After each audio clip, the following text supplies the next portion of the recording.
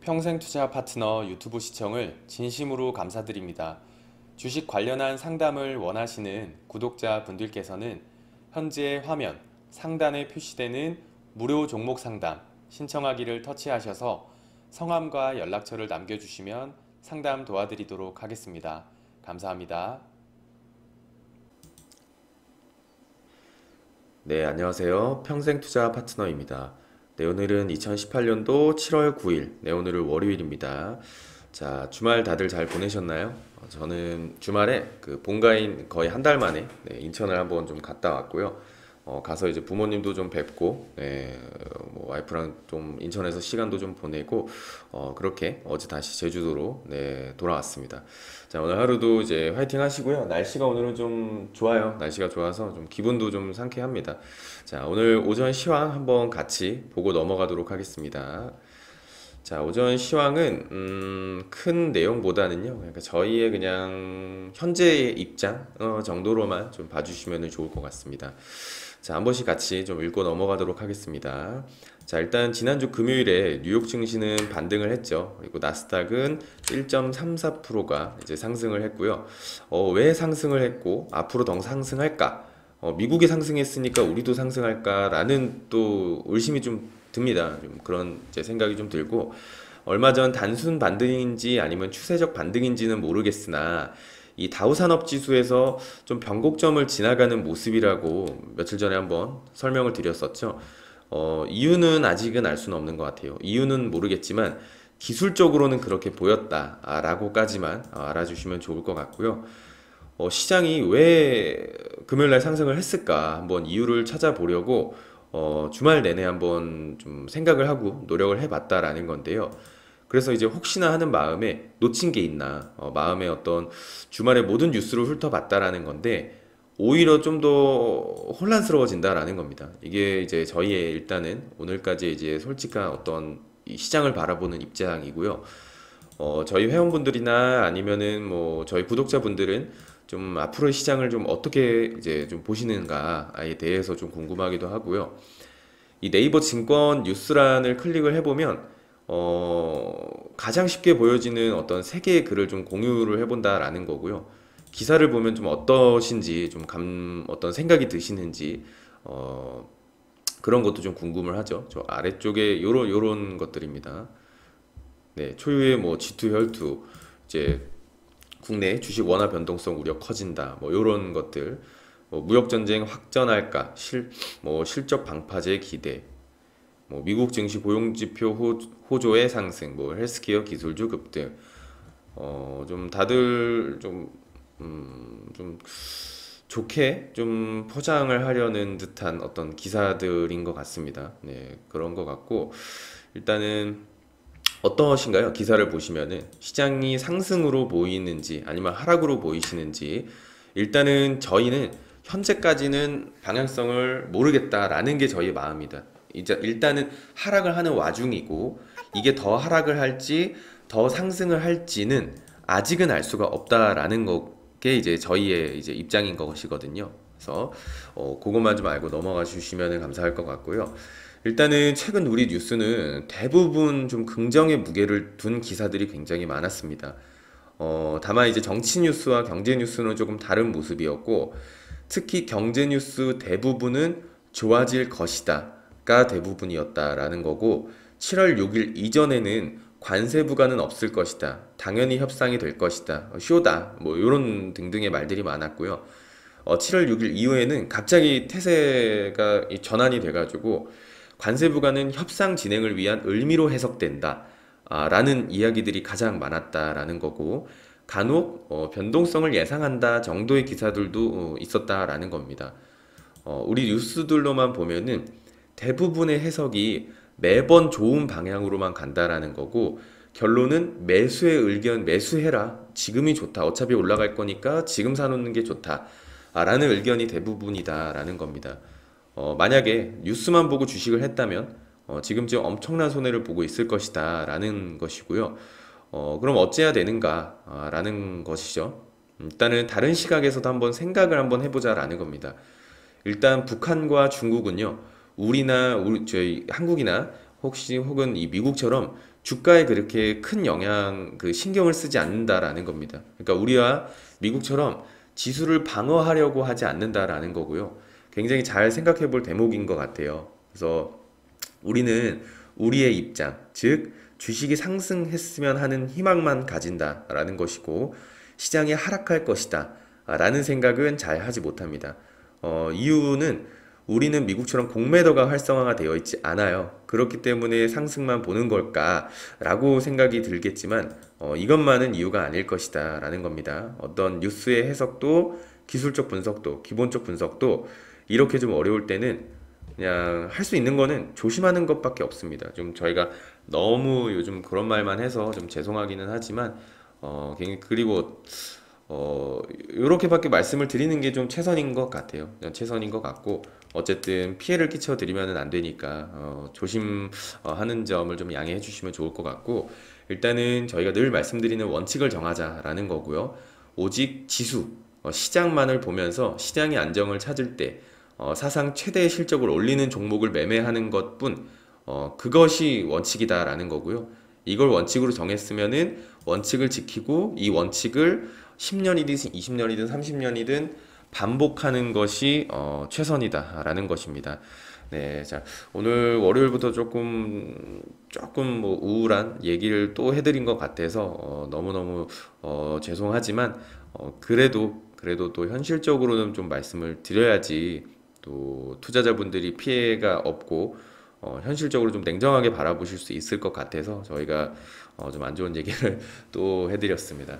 네, 아침부터 좀 기분이 좀 안 좋게 해드린 것 같아서 너무너무 죄송하고요. 자, 오전 시황은 일단은 저희의 어떤 현실적인 저희의 그냥 심정입니다. 저희의 심정이고 저희가 그냥 있는 그대로 말씀드리고 싶은 내용을 한번 오전 시황으로 적어드렸습니다. 자, 오전 시험은 여기까지 하고 이제 마치도록 하고요. 오늘도 앙드레 코스톨라니의 책 내용을 한번 좀 보도록 하겠습니다. 자, 오늘의 주제는 그냥 증권시장과 어떤 그 나머지의 세계라는 이 주제로 한번 그냥 글을 같이 한번 좀 읽어드리고자 합니다. 자, 책 내용 바로 한번 보도록 할게요. 그냥 라디오 듣는다고 생각을 해주시면 좋을 것 같습니다. 자, 좋은 투자자는요, 자신의 어떤 정치적 입장에 영향을 받지 않습니다. 정치적으로 아주 완고하고 흔들림이 없는 입장에 있었던 것만으로도 많은 주식 투자자들이 대단한 성공을 했다는 것을 경험이 말해준다라고 하는 거거든요. 그럼에도 불구하고 세계의 어떤 여러 증권 시장의 대다수 투자자들은 이와는 반대로 정치적인 사건들을 좀 과대평가하는 것을 안전수칙 제1조로 삼고 있다라는 겁니다. 그들은 모든 일들을 자신들의 어떤 증권 투자라는 측면에서 바라본다라는 것인데요. 이 코스톨라니의 친구 중 하나가 그런 전형적인 인물이었다라고 합니다. 그는 이 자신의 어떤 투자에 적절치 않은 새로운 법규나 정부의 정책이 발표되면은 어리석고 굉장히 비윤리적인 것이다라고 잽싸게 비난을 했다고 합니다. 그러니까 정부는 가장 큰 범죄자야 라면서 말이죠. 이와는 좀 반대로 새롭게 발표된 법규나 정부들의 결정들이 그의 사업에 굉장히 긍정적이게 작용을 하면은 그때는 이 모든 것이 좀 영리하고 윤리적으로 굉장히 아주 훌륭하다라고 이제 생각을 하게 됩니다. 투자자는 과연 윤리적인 사람들인가라는 질문을 이 코스톨라니는 가끔 좀 받곤 했다라고 하는데요. 이 코스톨라니의 생각에 이것이 어떤 좀 인간적인 관점에서 윤리를 따지자라는 것인지 아니면 지금 많은 투자자들이 좀 비윤리적이라고 낙인 찍는 것과 같이 어떤 법적 윤리를 말하는가에 달려 있다라고 합니다. 그래서 다음으로 또 내용을 한번 보면은 이 증권 시장과 외환 시장이 뭐 한편에 있고 그리고 경제가 다른 한편에 이처럼 두 영역은 서로 마주하고 있는 것처럼 보입니다. 뿐만 아니라 두 영역들 간의 어떤 다양한 상호 관계가 한 시스템 내의 어떤 파이프라인처럼 존재한다는 것은 좀 확실하죠. 요점은요. 따라서 다음과 같은 질문들이 자주 제기된다라고 하는데요. 누가 누구에게 영향을 주는가? 정치와 경제가 증권시장의 분위기를 만드는가? 아니면 증권시장의 심리적인 상태가 다른 사회의 분야까지 영향을 미치는가? 이런 또 이야기들이 많이 제기된다라고 하는데, 이 두 번째 질문은 달걀이 먼저냐, 닭이 먼저냐를 따지는 것과 같습니다. 물론 증권시장에 대한 어떤 정치적인 영향은 크기는 크죠. 뭐 금리적인 정책이라든지 뭐 대부 정책, 뭐 조세 정책, 정부에 의존하고 있죠. 이런 것들. 또한 어떤 뭐 정치 어떤 성향으로 나눌 때는 우파 또는 좌파 등과 같은 어떤 정치적 흐름은 투자자의 어떤 심리에 그리고 기업의 미래에 영향을 미칩니다. 또한 어떤 국제적인 상황도 증권시장에 크게 작용을 하죠. 긴장과 완화 등 세계 상황은 어떤 대중의 심리에 영향을 미치고 국제 발전은 모든 부분에 영향을 미칩니다. 증권시장에 영향을 미치는 것들로는 그 밖에 어떤 뭐 국제수지 무역협정 등 굉장히 다양하고 많은 것들이 있습니다. 굉장히 많은 영향을 하는데, 이 얘기를 하는 이유는 이제 저자가 이미 한번 말을 했듯이 증권인들은 강세장 투자자나 약세장 투자자냐에 따라서 이 모든 상황들을 자신의 심리적인 어떤 기본 관점에서 해석을 한다라는 것입니다. 증권시장과 정치의 어떤 복잡한 관계를 굉장히 좀 훌륭하게 나타내주는 일화가 책에 한번 있는데요. 요건 한번 제가 그대로 한번 좀 읽어드리도록 하겠습니다. 한 늙은 증권시장의 어떤 여우가 자신의 최고 고객 몇 명과 편안하게 앉아서 철학에 관한 이야기를 하게 되었다라고 합니다. 그들은 하나씩 돌아가면서 질문을 내놓았다라고 하는데요. 이제 한 질문자가 내가 이전부터 알고 싶었던 것은 시세 상승 투자자와 시세 하락 투자자가 도대체 어떻게 시작이 되느냐라는 겁니다. 그래서 늙은 어떤 증권인은 설명을 하기 시작했다라는데요. 자, 예를 하나 들어보겠다라고 했습니다. 몇십 년 전의 일이다. 어느 날 오래된 죄송합니다. 스코틀랜드에 이 혈통의 젊고 잘생긴 왕자가 매력적인 스페인 공주와 약혼을 했다고 신문에 보도된 적이 있다라고 하는데요. 온 세계가 이 아름다운 한 쌍에 매혹이 되었고 사람들은 곧바로 그들에 대해서 많은 것을 알게 되었습니다. 그리고는 그 둘의 로맨스가 앞으로 어떻게 발전할 것인가에 온갖 관심을 쏟게 되었죠. 이 사건은 대중들에게 긍정적인 분위기를 제공하고 일반적인 어떤 낙관론이 유럽 증권 시장에도 전염이 되었다라는 겁니다. 그럴듯한 이유도 없이요. 시세는 오르고 또 올랐고 많은 투자자들은 부자가 되었고 사람들은 집을 사고 재화를 벌어들이면서 투자를 계속했습니다. 당연히 경제는 번창을 했죠. 이렇게 해서 시세 상승 투자가 발생을 한답니다. 라고 이제 늙은 증권인은 말을 했고요. 주위의 모든 사람들은 좀 동의하는 뜻으로 고객을 끄덕였다라고 하는데요.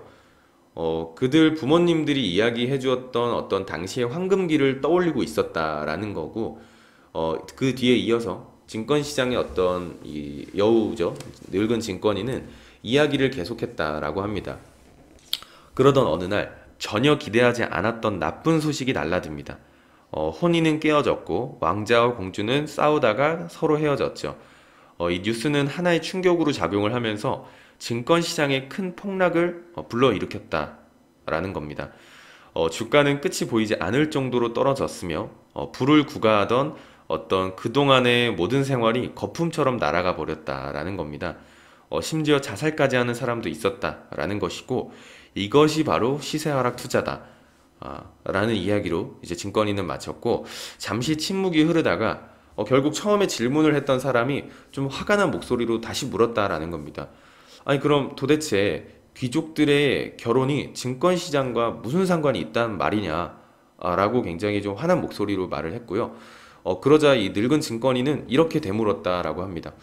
이상하네요. 내가 처음에 시세 상승 투자를 설명했을 때는 왜 그런 질문을 하지 않았나? 이런 이제 반문을 했다라고 합니다. 이런 일화를 한번 듣다 보면은요, 질문자와 같은 감정을 느끼시는 분들도 있을 거고, 반대로 생각하는 분들도 있을 거고요. 아니면 아예 처음부터 이게 뭔 상관이야 라고 생각하는 분들도 있을 겁니다.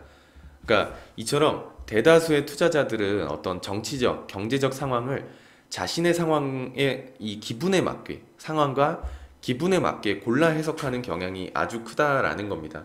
어떻게 따지고 보면 처음부터 그런 의문을 가졌어야 하는 거죠. 과연 왜 그런 귀족들의 결혼이 영향을 미칠까? 근데 어떤 시세상등하는 어떤 좀 낙관적인 거에는 그냥 그럴 수 있겠다라고 생각을 하면서, 그렇죠? 결혼이 깨지면서 시장이 폭락했다라는 것은 갑자기 반문을 하게 되는, 네, 그런 느낌인 거죠. 그러니까 자신의 상황과 기분에 맞게, 자신의 투자 포지션에 맞게 골라서 해석하는 경향이 굉장히 크다라는 것입니다. 그래서 증권 시장에 이 정리를 한번 좀 해드리면은, 증권 시장에 들어온 상태다. 주식을 하는 사람의 입장이라면 이 정치적인 입장에 영향을 받지 않으려고 노력을 해야 한다라는 것이고요.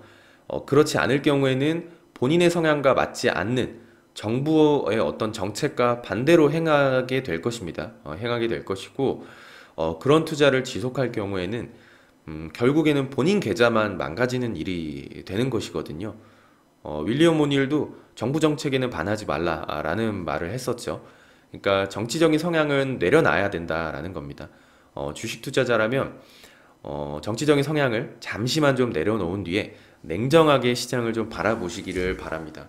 어, 보통 이제 정치 성향이 좀 강하신 분들은 주식을 하실 때 정부 정책에 반하는 행동을 하는 경우가 많거든요. 아무래도 그냥 그냥 싫으니까 그런 경우가 좀 생길 수가 있어요. 근데 정부 정책에 반하게 되면은 주가는 보통 반대로 간다라고 보시면 좋을 것 같고, 어느 정권이든 다들 정책은 있는 것이잖아요. 그래서 어느 정권이든 정치적인 성향을 내려놓고 정부의 정책은 따라가야 된다라는 겁니다. 주식 투자자는 그렇게 해야지 좀 살아남을 수 있다라고 좀 냉정하게 시장을 한번 바라봐 주시면 좋을 것 같습니다. 자, 오늘은 여기까지 하고 방송을 마치도록 하고요. 자, 오늘도 화이팅하는 하루 되시기를 바라겠습니다. 감사합니다.